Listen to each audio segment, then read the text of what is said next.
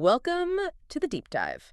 Now, if you or maybe someone you care about takes calcium supplements, for bone health, you've probably come across this really disturbing question that's been floating around for years. Oh, definitely. Does this very common thing, something so crucial for preventing fractures, does it actually bump up your risk of dementia later on? It's a huge worry. A classic case where some early data, well, it caused a bit of a panic, didn't it? Yeah, forcing people into some tough choices. Exactly. And it's a big source of anxiety, and understandably so. Mhm. Calcium supplements are they're everywhere. Mhm. And when you talk about something like osteoporosis, which weakens bones, Yeah. well, this is a go-to treatment clinicians recommend, to cut down risks like hip fractures. Serious stuff. Very serious. So when that same treatment suddenly has this question mark hanging over it about cognitive health, Yeah.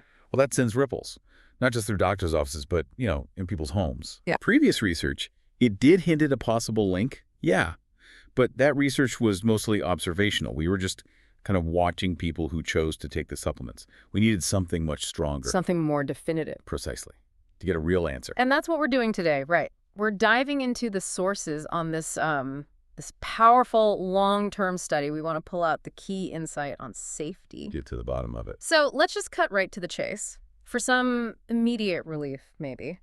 A major long-term analysis. And this is based on what's really considered the gold standard of clinical research. The RCT follow-up. Exactly. It found no link, no connection between taking calcium supplements and a higher risk of dementia in older women. That's the headline finding. Yeah. Yeah. So those earlier fears, the ones based on that observational data, it looks like they might have been unfounded, at least according to this level of scientific evidence. But we need to unpack why we can trust this, and importantly, what the limits are. Right. Let's start with the why. Why do we care so much about calcium safety in the first place? Well, okay, context is key.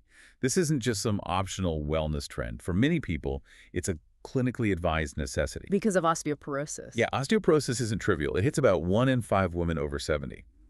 And the big fear, the primary one, is a really debilitating fracture, something that can drastically cut quality of life, even shorten it. Absolutely. And when you think about it like that, these new findings are they're vital. It's not just sorting out a scientific detail. It's giving potentially millions of people reassurance that this cornerstone of their preventative care isn't secretly harming their brain health. Right. Professor Blossom Steven, she's with Dementia Australia, she pointed out calcium's crucial for lots of things in the body, not just bones. Oh, interesting. Yeah. So if this essential mineral were actually tied to cognitive decline, the public health fallout would be huge. We'd have to completely rethink how we approach treatment for aging. Okay, so let's unpack the study itself, the methodology. Why does this study give us so much more confidence compared to those earlier ones, the ones that kicked off the scare? Right. It really boils down to the research design, the structure. Those older studies, they were basically looking for correlations. Seeing if two things happen together. Exactly. You look at a big group, and maybe the folks taking calcium also seem to have slightly higher dementia rates. But, and this is the big but, people who choose to take supplements might just be different in other ways. Maybe they're more health conscious overall, or maybe they already have other health issues pushing them towards supplements. It's hard to untangle. The classic correlation isn't causation problem. Like, ice cream sales and drowning deaths both go up in summer, but one doesn't cause the other. That's exactly it. A perfect analogy. Yeah. That's why randomization is so critical. Okay. Now, what's really interesting here is that this research wasn't even a brand new study set up just to look at dementia. It was what we call a post hoc analysis. Post hoc, meaning after the fact. Literally. They went back and used the data from an existing trial, a big 5-year one, double-blind, placebo-controlled, randomized clinical trial in RCT, the gold standard. Okay, and that original trial was for what? Just to see if calcium prevented fractures. That was its only goal initially. Wow.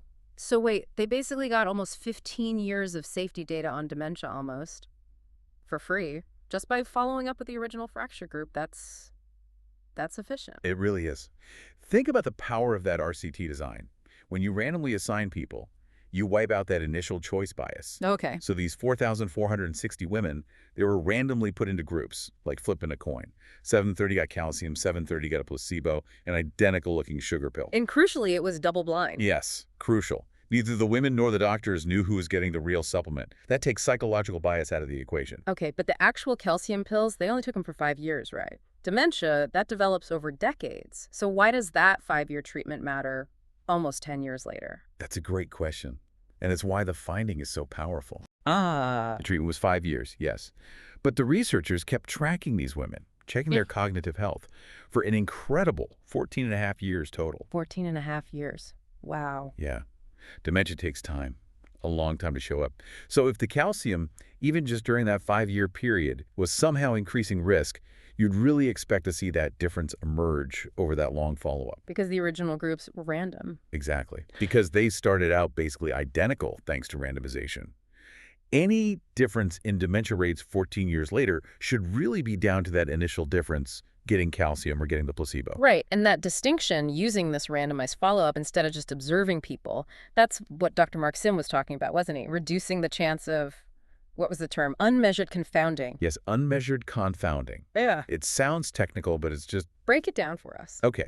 It's basically a hidden factor, something you didn't measure, that affects both the thing you're studying, like taking calcium, and the outcome, like dementia. Okay.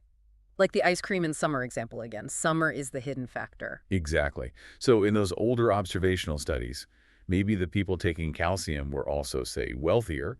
Maybe they had better diets, saw doctors more often, exercised more if you don't measure all those things. You might wrongly blame the calcium or miss its effect. Precisely. Yeah. But with randomization, all those hidden factors, wealth, diet, genes, lifestyle, they get distributed pretty evenly across both groups, the calcium group and the placebo group.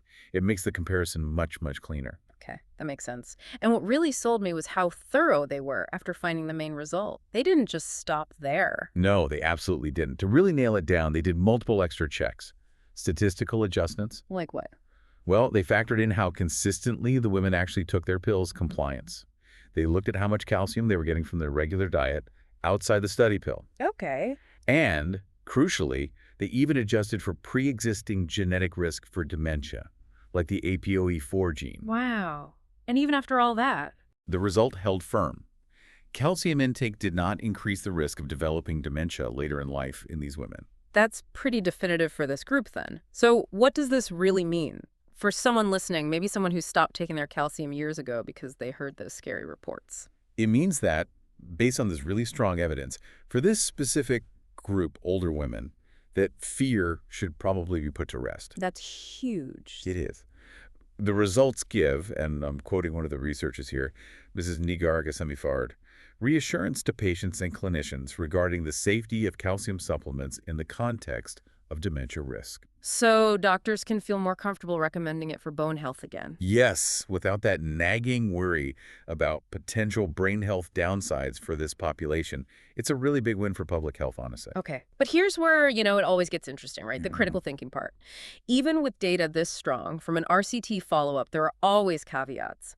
Professor Simon Laws pointed these out. Science never really gives a final answer. Indeed. And the big one here is specificity. Who does this apply to? Right. These findings are specifically for older women, particularly women who were 70 or older when the trial began. Many were actually over 80 by the end of the follow-up. So that leaves some pretty big blind spots, doesn't it? We can't just assume this applies to everyone. Exactly. We don't know if these results hold true for men. They have different osteoporosis rates, different hormones. Okay. Or maybe even more importantly, we don't know about women who start taking calcium much earlier in life, say in their 40s or 50s. Why would starting earlier potentially make a difference? If it's safe later, why not earlier? Well, this loops back to the original theory behind the scare, the biological concern. Okay. The worry wasn't just about calcium floating in the blood temporarily. It was about whether, over the long term, excess calcium might contribute to calcification of the arteries, hardening of the blood vessels. Vascular health, which we know is tightly linked to brain health. Inextricably linked. So the theory goes, if you start supplementing heavily at age 40, and you do that for decades, 2 to 3 decades, maybe you increase that calcification risk over that very long period. And that could potentially impact blood flow to the brain much later on. Whereas in this study, the women started later. Their vascular systems were already, older. And that 5-year treatment window, it might just have been too short or too late in life to trigger that kind of theoretical long-term vascular damage. So this study reassures the older group, but the jury's kind of still out for younger people starting supplements long-term. That's a fair summary, yes. Yeah.